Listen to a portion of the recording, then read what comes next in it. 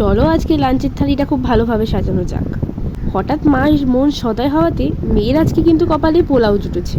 আর এই ঝাল ঝাল ডিম কষা, এই জ্বরের মধ্যে গলা ভাঙা অবস্থাতেও এর স্বাদ কিন্তু আমার মুখে একটুও কম লাগেনি। জাস্ট পারফেক্ট ছিল। যেরকম মিষ্টি, সেরকম নুন, সেরকম ঝাল, সব কিছু তো পারফেক্ট আমার মাঝে কী করে বানায় আমি জানি না।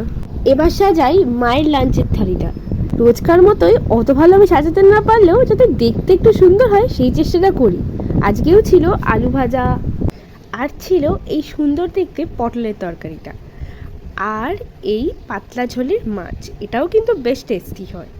তারপরে চাটনি, সেটা তো আমি কোনোদিন একদমই ভুলতে পারবো না। আর ছিল এই ডিম কষাটা। এই ডিম কষাটা তো বললামই প্রচণ্ড ঝাল ঝাল হয়েছিল। লাঞ্চে তোমরা কি খেতে পছন্দ করো কমেন্টে কিন্তু জানাতে ভুলো না। থ্যাংক ইউ ফর ওয়াচিং, টাটা। আর হ্যাঁ, সাবস্ক্রাইব বাটনটা ক্লিক করে যেতে কিন্তু একদম ভুলো না।